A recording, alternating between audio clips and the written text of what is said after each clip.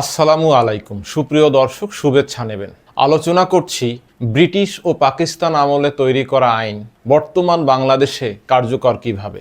আইনের শিক্ষার্থী সহ অনেকেই জিজ্ঞেস করেন বাংলাদেশ স্বাধীনতা লাভ করেছে 1971 সালে, কিন্তু তার পূর্বে পাকিস্তান আমলে এবং তারও আগে ব্রিটিশ আমলে পাশ করা আইনগুলো বাংলাদেশের আদালতে প্রয়োগ হচ্ছে কিভাবে। আজকে এই প্রশ্নের উত্তর হিসেবে এই আলোচনা করছি। আমরা প্রথমেই কয়েকটা আইন দেখছি।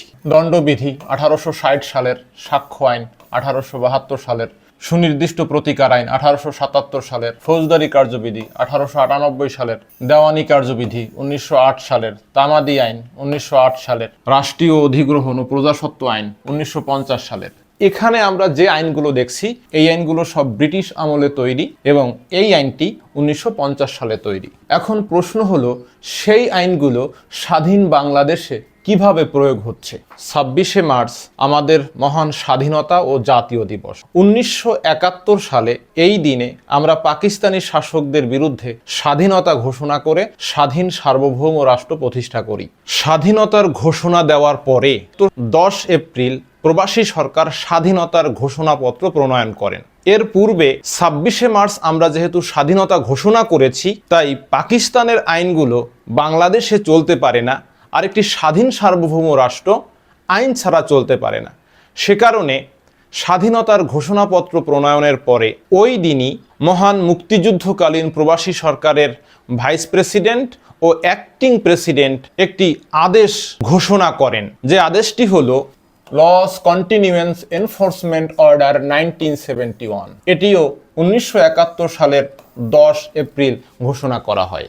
এই আদেশটির বাংলা অর্থ হলো আইনের ধারাবাহিকতা ও প্রয়োগ আদেশ। তখন স্বাধীনতার ঘোষণাপত্র প্রদানের পরে একই দিনে আমাদের মহান মুক্তিযুদ্ধের ভাইস প্রেসিডেন্ট ও অ্যাক্টিং প্রেসিডেন্ট সৈয়দ নজরুল ইসলাম সাহেব তখন একটি আদেশ জারি করেন। সেই আদেশে উল্লেখ থাকে, in exercise the power conferred on me by proclamation of independence, যেটা 1971 সালের 10 এপ্রিল দেওয়া হয়েছে।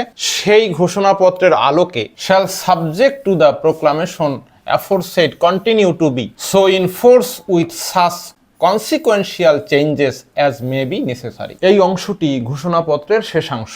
এই ঘোষণাপত্রের বাংলা অনুবাদ যদি আমরা দেখি, এখানে লেখা আছে, আমি সৈয়দ নজরুল ইসলাম বাংলাদেশের উপরাষ্ট্রপতি 1971 সালের 10 এপ্রিলের স্বাধীনতার ঘোষণাপত্রের আমাকে প্রদত্ত ক্ষমতা বলে এই মর্মে আদেশ প্রদান করছি যে বাংলাদেশের জনগণের ইচ্ছার পরিপ্রেক্ষিতে গঠিত স্বাধীন সার্বভৌম রাষ্ট্রের সৃষ্টি হওয়ায় 1971 সালের 25শে মার্চ বাংলাদেশে যেসব আইন ও বিধিবিধান কার্যকর ছিল, তাহলে আমাদের স্বাধীনতা দিবস 26শে মার্চ 1971, 25 মার্চ এই দেশ ছিল পাকিস্তানের অংশ। সে কারণে তিনি বলেছেন প্রয়োজনীয় অবস্থাগত পরিবর্তন।